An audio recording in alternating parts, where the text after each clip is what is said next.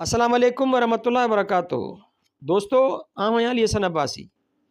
ऐं जेकॾहिं मुंहिंजो चैनल पहिरियों दफ़ो ॾिसी ॿुधी रहिया आहियो त बराए महिरबानी मुंहिंजे चैनल खे सब्सक्राइब कंदा, बेल आइकन खे क्लिक कंदा ऐं जेकॾहिं मुंहिंजी ऑडियो पसंदि अचे त उनखे लाइक कंदा ऐं कमेंट्स बॉक्स में पंहिंजी राय खां आगाह कंदा। किताब जो नालो आहे कलोड़ा दौरे हुकूमत 1681 ईस्वी खां 1783 ईस्वी। लेखक ग़ुलाम मोहम्मद लाखो। छापो अवल साल 2004 ईस्वी। छापो ॿियो साल 2021 ईस्वी। छपराईंदड़ सिंधी सादगर गाॾी खातो हैदराबाद सिंध। किस्त पहिरीं अरपना सिंध जे नामवर मुहक़िक़ आलिम ऐं क़दीम आसारनि जे ॼाणू MH पंवर मोहम्मद हुसैन पंवर जे नाले। हिन किताब जो सिंधी हिसो 456 सिफ़नि ते मुश्तमिल आहे। 7 सिफ़नि ते इंग्लिश में मुख़्तसर इंट्रोडक्शन ॾिनल आहे। टोटल मिलाए हीअ किताब 463 पेजनि ते मुश्तमिल आहे। Publisher note. मुंहिंजो मोहतरम दोस्त, सिंध जे तारीख़ जे मुख़्तलिफ़ पहलुअनि ते निहायती मुस्तनद नमूने कमु कंदड़ मोहतरम ग़ुलाम मोहम्मद लाखे पंहिंजी सॼी ज़िंदगी सिंध जे तारीख़ जे टिड़ियल पखिड़ियल मवाद खे समोए सूधे ऐं पंहिंजे आलिमाना नज़र सां उनखे मोतबर बणाए पेश कयो आहे। इहो इन करे बि मुमकिन बणिजी सघियो जो ख़ुदि लाखे साहिब जो नालो असां वटि असांजे सिंध जे इल्मी अदबी हलकनि ऐं सिंध जे तारीख़ सां प्यार कंदड़नि वटि इंतिहाई मोतबर नालो आहे। हुनजो किताब कलोड़ा दौरे हुकूमत जंहिं महिनत ऐं पोरिए जो नतीजो आहे उहो इंतिहाई लाजवाब ऐं अहिड़ो कमु आहे जेको सिंध जे तारीख़ सां दिलचस्पी रखंदड़नि आलिमनि ऐं मुहक़िक़नि वटि क़द्र जी निगाह सां ॾिठो वियो आहे। जॾहिं उहो पहिरियों दफ़ो छपिजी दोस्तनि अॻियां पहुतो त ॼणु केतिरा ई उनखे पढ़ण त परे पर ॾिसण खां बि महरूम रहिया। मूं पे यार लाखे खे मिनतूं कयूं त सिंध दोस्तनि ताईं उहो किताब पूरी तरह पहुचण त ॾियो, पर हू सदाईं मूंखे ईअं चई टारींदो रहियो त हू उन ते अञा वधीक कमु करण जो इरादो रखे थो। जेकी इन वधीक कमु करणु घुरियो थिए उहो लिखणु ख़ुदि संदसि जिस्म जे रहिजी वियल हॾड़ियुनि जो जोखम हो ऐं हिन उमिरि में मुमकिन बि न हो। सच चवणु, तारीख़ खे सिधो करणु ऐं ॼटकियूं ॻाल्हियूं तारीख़ मां ख़ारिज करे साइंसी बुनियादनि ते तारीख़ जा बुनियाद रखणु को मामूली कमु त कोन्हे। बिना उजरे जे जन माण्हुनि सिंध जे तारीख़ ते मिसाली कमु कयो आहे। उन में ग़ुलाम मोहम्मद लाखे जो नालो न रुॻो मुंहिंजे लाइ पर सॼी सिंध लाइ ख़ुशीअ जो सबबु आहे ऐं उनजो नालो असां में उत्साह पैदा कंदड़ आहे। जीअं असां राशिदी बि हिन ते हथु रखियो ऐं संदसि पुठी ठपे चयो त चढ़ जा बेटा सूली पर राम तेरी भली करेगा। लाखे पाण पंहिंजो भलो न कयो सो न कयो, पर मुंहिंजी लाॻीतुनि गुज़ारिशुनि ते हिन उन किताब ते ॿीहर कमु करणु शुरू कयो ऐं उन में केतिरा ई सुधारा ऐं वाधारा करे जॾहिं अञा पाण उन कम में वधीक वाधारा करण पे घुरिया ऐं वक़्तु पे घुरियो तॾहिं मूं चाहियो त उहो थियल कमु बि गनीमत ॼाणे माण्हुनि ताईं पहुचाइजे जो पढ़ंदड़ उन किताब जो पुछाए थकिजी पिया आहिनि ऐं उनजो ॿियो छापो मुमकिन न सम्झी न या त किथां उधारो वठी पढ़ियो या फ़ोटो कापी कराए पाण खे मुतमइन कयो। हाणे जॾहिं हिन मूंखे मान ॾींदे उहो कमु तयारु करे ॾिनो त उहो अव्हां जे आॾो सिंधी साद घर आणींदे फ़ख़्रु थो महसूसु करे। मूंखे त लाखे जे तहरीरुनि खे छापींदे फ़ख़्रु ऐं वॾाई थींदी आहे। ख़ासि तौर ते संदसि हिन किताब जो ॿियो छापो मुंहिंजो कदु सदाईं ऊचो रखंदो। नासनाई 4 अक्टूबर 2021 ईस्वी हैदराबाद सिंध। पेश लफ़्ज़ पहिरियों छापो कलोड़ा दौरे हुकूमत नाले ही किताब असल में मुंहिंजी उन थीसिस ते मबनी हिकु मुतालियो आहे जंहिं ते मूंखे साल 1999 ईस्वी में सिंध यूनिवर्सिटी डॉक्टरेट जी डिग्री ॾिनी हुई। थीसिस जो असुलु उनवान 18वीं सदीअ में सिंध जूं समाजी सियासी हालतूं ऐं इदारनि जो मुतालियो हो। अॼु खां 40 साल अॻु सिंधी अदबी बोर्ड कलोड़नि जी तारीख़ 2 जुल्दनि में तयारु करे छपराई हुई। उन हूंदे बि उनवान ते वधीक तहक़ीक़ छो ज़रूरी सम्झी वई, उन मुतालिक़ मुक़दमे में रोशनी विधी वई आहे। कलोड़नि जी तारीख़ जो ही नओं मुतालियो हिकु ख़ासि क़ौमी जज़्बे तहत तयारु कयो आहे। उन में हम असर माख़ज़नि जे आईने में वाक़िअनि हादसनि ऐं तब्दीलियुनि खे पेश करण जो जतन करण जी कोशिशि कई अथमि। जेतोणीकि हर उनवान खे गैर जानबदार थी भरपूर अंदाज़ में निर्वार कयो आहे, लेकिन पोइ बि कुझु अहिड़ा सवाल आहिनि जिन बाबति मुमकिन आहे त ईंदड़ कुझु सालनि में मुनज़िम ऐं खुलियल अंदाज़ में बहस कयो वञे। अहिड़नि सवालनि जे जवाबनि लाइ बहरहाल हीउ वक़्तु मुनासिबु कोन्हे। कलोड़ा दौरे जे हवाले सां मूंखे हिकु बाब मज़हब ऐं तसव्वुफ़ बाबति लिखणो हो, पर पंहिंजी रिवायती सुस्ती ऐं वक़्त जी किलत सबबि उहो लिखी न सघियुसि। उमेद त किताब जे ॿिए छापे में इन ॾिस में हिकु मरूज़ी मुतालियो पेश कयो वेंदो जेतोणीकि ज़िक्र हेठि दौर जी तारीख़ खे हर लिहाज़ सां मुकमिल करण जी कोशिशि कई वई आहे। उन हूंदे बि लाॻापियल दौर में लिखियल के फ़ारसी किताब अञा न छपिया आहिनि। अहिड़नि किताबनि जी इशाअत ऐं उन्हनि जी बहितर तर्जुमनि जी हासिलात सां 18वीं सदीअ जी सिंध जी तारीख़ में वधीक वुसअत ऐं आसानी पैदा थींदी। तारीख़ जो इल्मु हिकु साइंस आहे, उहो कॾहिं बि मुकमिल थियणो कोन्हे। वक़्त ब वक़्तु थींदड़ खोजनाऊं अॻु पेश कयल मवाद या तहक़ीक़ खे तब्दील कंदियूं रहनि थियूं। इन रीति 5 साल अॻु कयल पंहिंजी खोजना खे नित नए मुतालिए या मिलियल मवाद जे आईने में दुरुस्त करे वधाए पेश कयो वियो आहे। हुन खां अलावा किताबी सिटरा वक़्तु मवाद जी तरतीब ऐं हिक ॿिनि बाबनि खे अॻिते पोइते पिणु कयो वियो आहे। कलोड़ा हुक्मराननि खां ज़रूरु के कोताहियूं थियूं, उहे इंसान हुआ, फ़रिश्ता न हुआ। खान सरज़द थियल कुझु कोताहियुनि जी आड़ वठी माज़ीअ में कलोड़ा हुक्मराननि खे तनक़ीद जो निशानो बनायो वियो। मौजूदा दौर में इल्ज़ामनि जी अहिड़ी फ़हिरिस्त में वाधारो थींदो रहे थो। हुनजो मक़सदु सिर्फ़ु इहा आहे त कलोड़नि खां पोइ ईंदड़ हुक्मराननि सिंध जी वहदत तोड़े मुआशी ऐं माशरती तसलसल खे जेको नुक़सानु पहुचायो उन जी पर्दापोशी करे वरी बि सॼो ॾोह 18वीं सदीअ जे हुक्मराननि ते मढ़ियो वञे। सभ खां अवल सिंध जे पस मंज़र में असीं पंहिंजी तारीख़ जो अभ्यास कयूं त न रुॻो पंहिंजी तारीख़ खे बहितरीन अंदाज़ में पेश करे सघूं था, पर उन खां अलावा अॼु असीं जो खोड़ सारनि मसइलनि मुश्किलातुनि में फासी पिया आहियूं, उन्हनि मां बि जेकर आजिपो हासिल करण में कामयाबु थियूं। कलोड़नि जे दौर जे हिन अभ्यास में ग़ुलाम रसूल मर जी तारीख़ सिंध कलोड़ा दौर मां घणो इस्तफ़ादो कयो वियो आहे। मूं उनखे तारीख़ कलोड़ा जे नाले सां रिफर कयो आहे। घणो करे सिंधी एडिशन खे साम्हूं रखियो वियो आहे, पर जिते असुल छापे खे हवाले तौरु आंदो वियो आहे उते वाज़िह तौरु उर्दू छापो लिखियो वियो आहे। कतब आयल ॿियनि ज़रियनि खे बि घणो करे चिटो करे पेश कयो अथमि त जीअं मुहक़िक़नि खे हवाले ॻोल्हण में या तस्दीक़ करण में दिक़त न थिए। थीसिस खे किताबी शकिल वठाइण ऐं छपराइण जो क्रेडिट मुंहिंजे हिकु शागिर्द ऐं दोस्त असलम अब्बासी ॾे वञे थो। हुन खां अलावा डॉक्टर शफ़क़त हुसैन अब्बासी ऐं मोहम्मद नवाब अब्बासी जे साईं ज़ाती दिलचस्पी ऐं भरपूर ख़ुलूस खे बि ख़ासि अहमियत हासिल आहे। कराचीअ जे बुज़ुर्ग दोस्त मिस्टर N.K. बोज़ाई, आज़ाद काज़ी ऐं मिस्टर नफ़ीस अहमद शेख, एडिटर मेहरान टिमाही थीसिस खे किताबी सूरत में आणण वारे मामले में हर तरह जो साथ ॾिनो, मशवरा ऐं मदद मुहैया कई। शेख साहब जो इल्मी ऐं अमली साथ न हुजे हा त हीउ कमु सुहिणे नमूने रास न थिए हा। हुन लाइ आउं सभिनी दोस्तनि ऐं अहबाबनि जो दिलि जे गहराइनि सां शुक्रगुज़ार आहियां। हिन मुताले में ॼाणी वाणी कंहिं तबिके जी दिली आज़ारी न कई वई आहे, पर जेकॾहिं कंहिं साहब खे तकलीफ़ पहुचे त उन लाइ आउं पेशगी माज़रत कयां थो।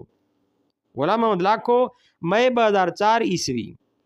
पेश लफ़्ज़ ॿियूं भाङो, ॿियूं छापो। कलोड़ा दौरे हुकूमत किताब जो ॿियूं छापो हाज़िर ख़िदमत आहे।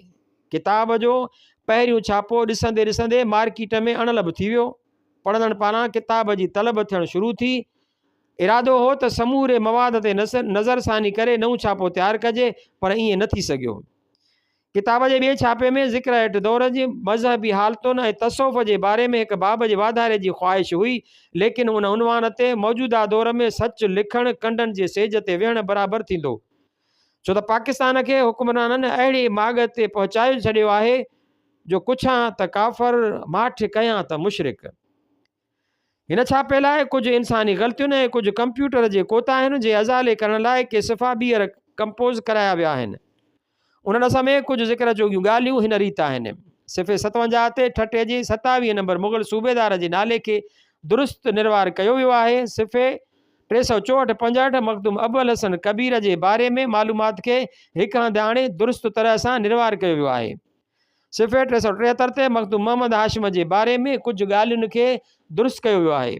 सिफ़े 441 ते हाशिए नंबर 5 में साल 1775 ईस्वी छपिजी वियो आहे, जॾहिं त दुरुस्त साल 1675 ईस्वी आहे। दीवान टीकराए हिन दौर जो वॾो अमलदार थी गुज़रियो। दीवान जे बारे में उस्ताद रायचंद तारीख़ रेगिस्तान भाङो पहिरियों घणो अॻु मुनासिब ॼाण फराहम कई हुई। किताब जे पहिरें छापे में उनजो ज़िक्र न थी सघियो। किताब जे ॿिए छापे में दीवान टीकराए जे बारे में मुनासिब मवाद ॾिनो वियो आहे। मोहतरम अयाज़ चन्ना किताब जा कुझु सिफ़ा कंपोज़ कया ऐं वरी प्रूफ ॾिना। मोहनलाल मकवाणा किताब जी सेटिंग ऐं टाइटल ठाहिण में मदद कई। ॿिन्ही सॼणनि जी तुर्त मदद लाइ महिरबानी। मोहतरम नाज़-सनाई हिन किताब जे इशाअत में गहरी दिलचस्पी ॾेखारी, उन करे ही मुमकिन थी सघियो त नए छापे जी तयारीअ लाइ घुरिबल घुरिजूं पूरियूं कजनि। नाज़ साईं बार बार न चवे हा त शायदि ही कमु अञा न थिए हा। मुंहिंजे इल्मी कमनि में संदसि दिलचस्पी ऐं हिमत अफ़ज़ाईअ लाइ ऐं ख़ासि तरह सां बिरादरम नाज़ जो घणो थोराइतो आहियां। ग़ुलाम अहमद लाखो, 25 जुलाई 2021 ईस्वी। मुक़दमो। सिंध अंदरि सियासी तौर ते 18वीं सदी कलोड़नि जी सदी आहे। 2 सदियुनि जे धारियुनि जे राज बादि उहो पहिरियों मौक़ो हो जो मुक़ामी हुकूमत वजूद में आई हुई। मीर अली शेर कान्य पहिरियों मौरिख़ हो जंहिं पंहिंजे किताब तोहफ़तुल किराम में कलोड़नि जी तारीख़ में सरफराज़ ताईं 1188 हिजरी 1774 ईस्वी लिखी महफ़ूज़ कई। उनखां अॻु मीर कान्य 1174 हिजरी 1760 ईस्वीअ में मकालतुल शुरा किताब लिखियो, जंहिंमें हिन दौर जे अक्सर वाक़िअनि ऐं अदबी तोड़े तमदुनी तारीख़ जे केतिरनि गोशनि खे निर्वार कयाई। मियां सरफराज़ खां पोइ कलोड़नि सिर्फ़ु 10 साल हुकूमत कई। उन्हनि 10 सालनि बाबति अज़ीम ठटवी फ़तेहनामा किताब में ऐं अब्दुल मजीद जोखिए तारीख़ बलोची में मुख़्तसर रोशनी विधी आहे। कलोड़नि जो दौरु सिंध जी तारीख़ में हर लिहाज़ खां अहमियत रखे थो। 2 सदियुनि बाद सिंध जी इहा पहिरीं ॾेही हुकूमत हुई। तुर्खाननि खां पोइ पहिरियों भेरो सॼो मुल्क मुतहद थियो ऐं उनजो नालो सिंध बहाल थी तारीख़ुनि ऐं तज़किरनि में लिखजणु लॻो। कलोड़नि इक़्तिसादी तौर ते मुल्क लाइ बहितरीन मौक़िया पैदा कया। वणिज वापार खे वुसअत मिली, नवां शहर वजूद में आया, पुराना बंदरगाहुनि जी जाइ ते कराची ऐं शाह बंदर वजूद में आया। अदबी ऐं सकाफ़ती तोड़े तामीराती लिहाज़ खां बि हिन दौर जी सिंध जी तारीख़ में वॾी अहमियत आहे। हिन दौर जी अहमियत जे पेश नज़र क़याम पाकिस्तान खां पोइ सिंधी अदबी बोर्ड सिंध जे नामवर मौरिख़ ग़ुलाम रसूल महर खां कलोड़नि जी तारीख़ ते हिकु किताब तयारु करायो। ग़ुलाम अहमद महर 16 नवंबर 1971 ईस्वीअ ते लाहौर में वफ़ात कई। उन किताब जे तयारीअ में नामवर राशिदी भाइरनि पीर अली मोहम्मद राशिदी ऐं पीर हसामुद्दीन राशिदी जी वॾी दिलचस्पी हुई। हीअ किताब उर्दू ज़ुबान में 2 हिसनि में साल 1958 ईस्वीअ में छपिजी पधिरो थियो। अॻिते हली बोर्ड हिन किताब जो सिंधी तर्जुमो बि शाया कयो। हिसो पहिरियों साल 1963 ईस्वीअ में ऐं हिसो ॿियों 1964 ईस्वीअ में छपियो हो। ग़ुलाम रसूल महर साहिबु वॾी महिनत ऐं अथाह अर्गरेज़ीअ सां सवें छपियल ऐं अणछपियल किताबनि मां मवाद हासिल करे कलोड़नि जी तारीख़ खे सिलसिलेवार तरतीब ॾिनो। उन सां गॾु इक़्तिसादी हालतुनि, इल्मी तरक़ियुनि ऐं यादगार तामीरात ते बि लाइक़ु मुसनिफ़ चङी रोशनी विधी हुई। उन हूंदे बि जॾहिं हिन किताब खे शाया थिए 28 साल गुज़रिया हुआ, तॾहिं कलोड़नि जे दौर ते नए सिर तहक़ीक़ जी ज़रूरत महसूस कई वई। नामवर मुहक़िक़ M.H. पंवर हिन ॾस में लिखियो हो त कलोड़ा दौर ते केतिरो ई टिड़ियल पखिड़ियल मवाद कलमी नुस्ख़नि जे सूरत में मौजूदु हो, पर थोरी मवाद जी बि तारीख़ मौजूदु न हुई। सिंधी अदबी बोर्ड उहो कमु मौलाना ग़ुलाम रसूल महर जे हवाले कयो ऐं तारीख़ कलोड़ा 2 जुल्दनि में शाया कई। हिन फ़ारसी ऐं अंग्रेज़ी माख़ुज़नि जे हिकु तमामु वॾे तादाद जी रोशनीअ में कलोड़नि जी तारीख़ मुरतब कई। तारीख़ी सिलसिले जे अहिड़े मवाद खे नज़र में रखंदे ॾिठो वञे त मुसनिफ़ पंहिंजे मौज़ूअ सां कुझु इंसाफ़ ज़रूरु कयो आहे, लेकिन महर उन्हनि इक़्तिसादी हालतुनि जी छंड छाण करण में नाकाम वियो आहे, जंहिंजे करे मुग़ल सल्तनत टुकड़ा टुकड़ा थी वई ऐं उनजे नतीजे में कलोड़नि जल्दी इक़्तिदार हासिल कयो हो। 16वीं ऐं 17वीं सदीअ में कटर मज़हबी गिरोहनि जे भेट में जेके तहरीकूं उथियूं हुयूं, उन्हनि खे पिणु नज़रअंदाज़ कयो वियो आहे।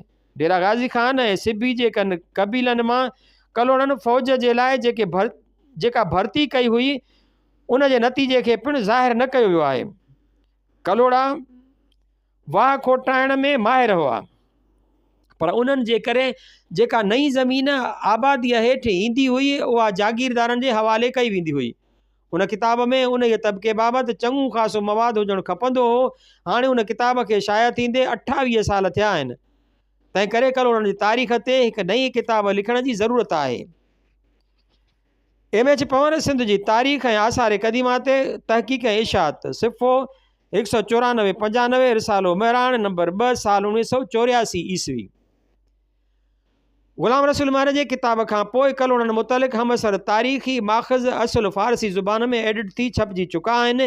हिन ॾस में मंशूरुल वसियत व दस्तूरुल हुकूमत, मकालातुल शुरा, मकलीनामा, तहफ़तुल किराम, मसनवियात व कसाइद कान्य, दीवान मोहसिन, तहफ़तुल ताहिरीन, फ़तेहनामा, ऐं तकमलतुल मकालातुल शुअरा जा नाला वॾी अहमियत रखनि था।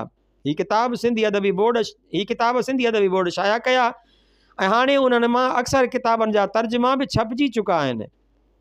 उनखां सवाइ सिंधी अदबी बोर्ड मुग़ल दौर में लिखियल सिंध जूं तारीख़ूं बि छपियूं आहिनि। इन तरह कलोड़नि जे इक़्तिदार में अचण जो तारीख़ी पस मंज़र घणो रोशन थी बीठो आहे। इन खां अलावा बि कलोड़नि जे बारे में मुतअद्दिद किताबनि में निहायत क़ीमती मवाद मौजूदु आहे। किताबनि खां सवाइ हिन दौर जे अकी 4 बहितरीन मकाला बि छपिजी ज़ाहिर थिया आहिनि, जंहिं करे कलोड़नि जो दौर वधीक निशान बर थी बीठो आहे। हिन सॼी सूरत हाल में पंवर साहब जी राय में वॾो वज़न आहे। उन पस मंज़र में साल 1988 ईस्वीअ में मूं जॾहिं सिंध यूनिवर्सिटीअ में एमफिल लाइ दाख़िला वरिती तॾहिं कलोड़नि जे दौर ते कमु करण लाइ उनवान मुंतख़ब करे फार्म जमा करायमि। 2 साल पोइ उनवान जी अहमियत जे पेश नज़र सिंध यूनिवर्सिटी अख़्तियारीअ वारनि मूंखे हिन मौज़ूअ ते PhD वास्ते मक़ाले तयारु करण जी इजाज़त ॾिनी। मूंखे ज़ाती तरह बि कलोड़नि जे दौर सां दिलचस्पी रही आहे। इल्मी दुनिया में दिलचस्पी रखंदड़नि खे ख़बर आहे त एमफिल में दाख़िला वठण खां अॻु कलोड़नि जी तारीख़ जे हवाले सां मुंहिंजा कुझु तहक़ीक़ी मक़ाला ज़्यादातर टिमाही मेराण में छपिजी आलमनि ऐं मौक़िक़नि वटि मंज़ता हासिलु करे चुका हुआ।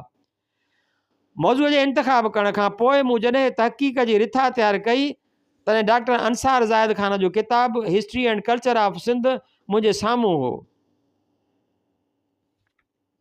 ही किताबु रॉयल बुक कंपनी कराची साल 1980 में छपियो आहे। हीअ किताबु सिंध जे अरगुन तुरखान ऐं मुग़ल दौर जी तारीख़ी इबियास ते मबनी हो। हिन किताब में तारीख़ जे इल्म में आयल वुसअतुनि ऐं जदीद घुर्जुनि खे साम्हूं रखी कमु कयो वियो आहे। उन रीति हीअ किताबु सिंध जे तारीख़ जे कंहिं बि दौर ते कमु करण लाइ हिकु मोतबर माख़ज़ ऐं रहनुमा किताबु थी पियो आहे।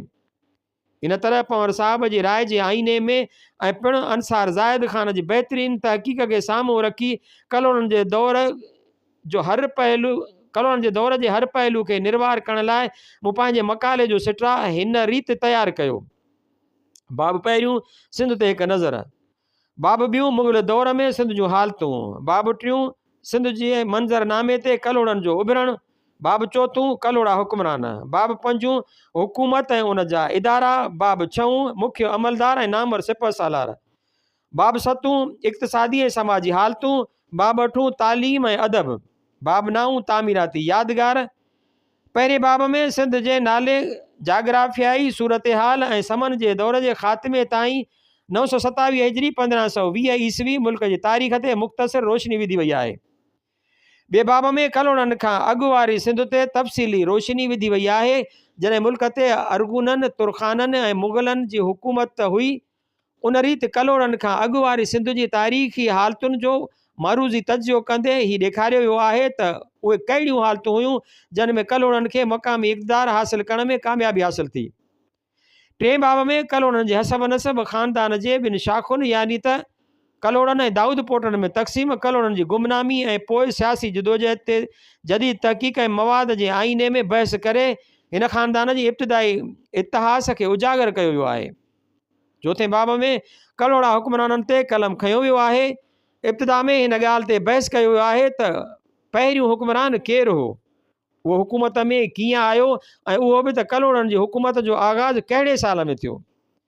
उन नुक़्तनि ते पहिरियों भेरो मक़ामी ऐं हिंदी तारीख़ुनि जी रोशनीअ में ऐं पिणु हालतुनि ऐं वाक़िअनि जे हक़ीक़ी इबियास ज़रिए तहक़ीक़ कयो ई आहे। हिन नौयत जो बहस ऐं नतीजो पहिरियों भेरो कढियो वियो आहे ऐं कंहिं इल्मी तज़िया अक्स कया विया आहिनि। उन बाद मुख़्तलिफ़ हुक्मराननि जी हासिलात ते कलम खणी आख़िर में जंग हालाणीअ में कलोड़नि जी हुकूमत जे ख़ात्मे ते तहक़ीक़ कई वई आहे। पंजे बाब में हुकूमती इदारनि ते रोशनी विधी वई आहे। हुकूमत जो नमूनो, जाग्राफियाई हालतूं, कलोड़नि जा तख़्तगाह, बालादस्त कुवतूं, ख़ारजी पॉलिसी, हुकूमती इदारा, रेवेन्यू सिरिश्तो ऐं फ़ौज हिन बाब जा अहम उनवान आहिनि। कलोड़नि जी हुकूमत जे हवाले सां ही जाइज़ो पहिरियों भेरो तयारु थी रहियो आहे जो हर लिहाज़ खां अहमियत रखे थो। छहों बाब मुताले हेठि दौर जे नामवर सिपह सालारनि ऐं मुख्य अमलदारनि जो अहातो करे थो। हिन बाब खे 5 हिसनि में तक़सीम कयो वियो आहे। पहिरें हिसे में मियां नसीर मोहम्मद ऐं मियां दीन मोहम्मद जे दौर जे अमलदारनि ऐं सिपह सालारनि जो जाइज़ो पेश कयो वियो आहे। M.H. पंवर साहब हिन दौर जे सरदारनि बाबति असांजो ध्यानु 1984 ईस्वीअ में हिन तरह छिकायो हुयो। मियां नसीर सां गॾु जेके मशहूरु बलोच सरदार आया हुआ उहे सभई गाड़ी वेझो मियां नसीर जे क़ब्रिस्तान में दफ़न आहिनि। महिराण सिफ़ो 195 नंबर 2 साल 1984 ईस्वी। पंवर साहब मियां नसीर जी क़ब्रिस्तान जे मुताले तरफ़ ध्यानु छिकाईंदे उन जी तफ़सीली मुआइने ऐं तजिए जी सलाह ॾिनी हुई। कुझु साल पोइ अब्दुल्ला ख़ान मक्सी मरहूम इब्तिदाई कलोड़ा दौर सां लाॻापियल अमीरनि ऐं अमलदारनि जे बारे में तारीख़ रिवायतुनि ऐं गाड़ीअ जे मैदानी मुशाहिदे खां पोइ पंहिंजी तफ़सीली तहक़ीक़ छपराई हुई। रिसालो महिराण नंबर 2 नंबर 3 साल 1990 डॉक्टर कुरैशी हामिद अली खानाई कलोड़ा दौर जी नामवर सिपह सालारनि ते हिन खां अॻु कलम खयो हो। सिंध बहार साल 1983 ईस्वी। कलोड़नि जी ब्यूरोक्रेसीअ जे इतिहास जे पहिरें हिसे में असां हिते मक्सी मरहूम जी तहक़ीक़ मां घणो इस्तफ़ादो कयो आहे। उनखां पोइ कलोड़नि जे दौर जे मुख्य सिपह सालारनि सिविल अमलदारनि हिंदू अमलदारनि ऐं मरकज़ी गुमाश्तनि ते मुफ़सिल रोशनी विधी वई आहे। सतूं बाब कलोड़नि जे दौर जे इक़्तिसादी जाइज़े जो जुदा जुदा पहलुअनि खां इतिहास पेश करे थो। उन बाद हिन बाब में समाजी तब्दीलियुनि जो मुख़्तसिर सर्वे पेश कयो वियो आहे। सिंधी कबीलनि ॾे कलोड़नि जी पॉलिसी छा हुई, हिंदुनि सां हुक्मरान हाकिमनि जो रवैयो छा हुओ ऐं बलोच कबीलनि जी सिंध में वॾे पैमाने ते थियल आबादकारीअ जा कहिड़ा नतीजा निकिता, उन मुतालिक़ हिकु मारूज़ी जाइज़ो तयारु कयो वियो आहे। बाब 8 ज़िक्र हेठि ज़माने जी तालीमी तरक़ी ऐं साहती वाधारे जे बारे में ॼाण मुहैया करे थो। तालीम बाबति मजमूई रुझान निसाब मुख्य मदरसनि ऐं नामवर उस्तादनि जे जाइज़े खां पोइ कलोड़नि जे दौर में अदब जी तरक़ीअ बाबति कलम खयो वियो आहे। इब्तिदा में अरबी ज़ुबान में लिखंदड़नि जो सर्वे कयो वियो आहे। उनखां पोइ फ़ारसी इल्मु अदब जे मुख़्तलिफ़ सिन्फ़ुनि जे वाधारे बाबति मुफ़सिल जाइज़ो पेश कयो वियो आहे। आख़िर में कलोड़नि जे दौर में सिंधी साहत जी तरक़ीअ जे बारे में मुख़्तलिफ़ रुखनि खां मुतालियो पेश थियो आहे। 9 ऐं आख़िरी बाब कलोड़नि जी तामीराती यादगारुनि बाबति आहे। हिन बाब में फ़न तामीर हुक्मराननि जे ठहिरायल मक़बरनि मस्जिदुनि ऐं कोटनि क़िलनि ते मबनी मुख़्तसिर जाइज़ो पेश कयो वियो आहे। हिन तहक़ीक़ी मकाले जे आख़िर में सॼी तहक़ीक़ जो ख़ुलासो ॾींदे के नतीजा करण जी कोशिश पिणु कई वई आहे। इन तरह सॼे मकाले जी तयारीअ में हिकु तरफ़ जदीद खोजना ऐं तहक़ीक़ जे रवैयनि खे साम्हूं रखियो वियो आहे त ॿिए तरफ़ कलोड़नि जे दौर बाबति थियल नित नयन तहक़ीक़ात ऐं मुताले खे बि अॻियां रखियो वियो आहे। उन पस मंज़र में हिन दौर बाबति हर रुख खां ही हिकु हमागीर इतिहास तयारु करे पेश कयो पियो वञे। मूं MPhil में 10 साल अॻु दाख़िला वरिती हुई। इन तरह ही कमु घणो अॻु मुकमिल थियणु खपंदो हो, लेकिन चवणी आहे त जीअं देरि तीअं ख़ैरु। हिन देरि जो ही फ़ाइदो थियो त उन विच में कलोड़नि जे दौर मुतालिक़ वधीक 3 हमसर किताब एडिट थी छपजी ज़ाहिर थिया। कुलियात सरफराज़, तारीख़ बलोची ऐं बाक़ियात अहवाल कलोड़ा नाले 3 किताब साल 1996 ईस्वीअ में मुनक़िद थियल इंटरनेशनल कलोड़ा सेमिनार जे मौक़े ते शाया थिया। इन सेमिनार जे ऑर्गेनाइज़िंग कमेटीअ ते राकमल हुरूब बि हिकु मेंबर तौरु शामिल रहियो। हिननि किताबनि छपाइण में सेमिनार जे सरगर्म सेक्रेटरी इंजीनियर याकूब अली ज़रदारी साहब अहम किरदारु अदा कयो। हिननि किताबनि जे दस्तियाब थियण सां कलोड़नि जे दौर जे अभ्यास में अञा बि वुसअत पैदा थी आहे। बाद में वधीक 3 किताब मयार सालकान तरीक़त, मुख़्तसर तारीख़ सिंध, मुहबिला बखरी ऐं दीवाने मीर पिणु छपिया। हिन मकाले जी तयारीअ में मूंसां काफ़ी दोस्तनि उस्तादनि ऐं आलमनि हर तरह जो साथ ॾिनो, मदद कई ऐं रहनुमाई कई, जंहिंजो शुक्रियो अदा करणु पंहिंजो फ़र्ज़ु सम्झां थो। Professor doctor Mohammad Yakub Mughal Macaulay जी तयारीअ लाइ न रुगो उत्साहियो पर सॼे कम दौरान मूं ते भरपूर एतमाद कयो। पाण मुंहिंजे तहक़ीक़ी कम जो सुपरवाइज़र हो। सिंध जे बरख स्कॉलर सैयद हसामुद्दीन राशिदी मरहूम कलोड़नि जे दौर जा असुल फ़ारसी माख़ुज़ वॾी महिनत सां एडिट करे शाया कया। हिननि माख़ुज़नि जे अणहूंद सबबि मुंहिंजो ही मकालो ख़ातिरी आहे त ईअं मुकमिल न थिए हा। नामवर स्कॉलर MH पंवर सां मूं अक्सर मौक़नि ते हिन मकाले बाबति इल्मी बहस कया। बुज़ुर्ग दानिश्वर मोहम्मद इब्राहिम जोयो पिणु हिन इल्मी कम में मूं लाइ हर वक़्तु उत्साह जो ज़रियो बणियो रहियो। पंहिंजनि उस्तादनि ऐं हाणे दोस्तनि जनाब मोहम्मद बख़्श बाग़ानी ऐं मोहतरम मोहम्मद बादल जोखियो बि हिन कम में मूं लाइ आसानियूं पैदा कयूं। अज़ीज़ दोस्त इमाम राशिदी चांडके में कलोड़नि जे आसारनि ॾेखारण जो बंदोबस्तु कयो। प्यारे शागिर्द मुर्तज़ा दाऊद पोटे हीअ थीसिस कंप्यूटर ते कंपोज़ करे तयारु कई। हिननि सभिनी ख़ैरख़्वाहनि ऐं दोस्तनि जो दिली तरह शुक्रियो अदा कजे थो।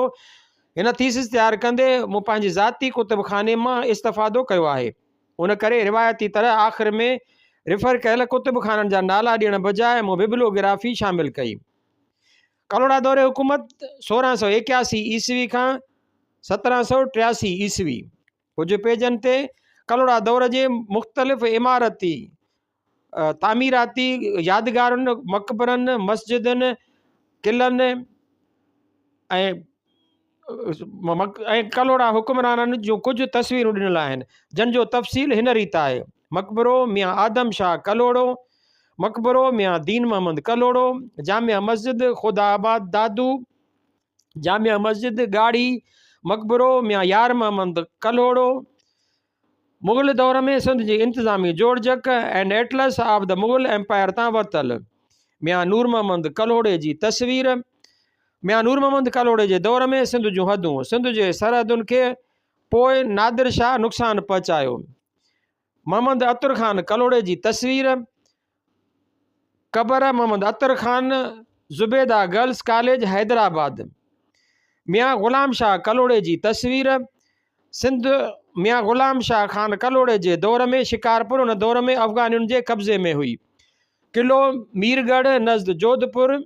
मक़बरो मियां अब्दुल नबी कलोड़ो। सिंधू दरिया जे रुख में तब्दीली 1757 ईस्वी। कलोड़ा दौर में वापारी रस्ता ऐं कारोबारी मर्कज़ इकनॉमिक कंडीशन्स ऑफ सिंध तां वरितल। नादिर ईरानीअ जो तसलुत पर सिंध लाइ जुदा सिको। शाह अब्दुल लतीफ़ भिटाईअ जो रोज़ो। मक़बरो शाह बहारो। शमदान मक़बरो शाह बहारो। पक्को क़िलो हैदराबाद हिकु अंदाज़। मक़बरो मियां ग़ुलाम शाह ख़ान कलोड़ो।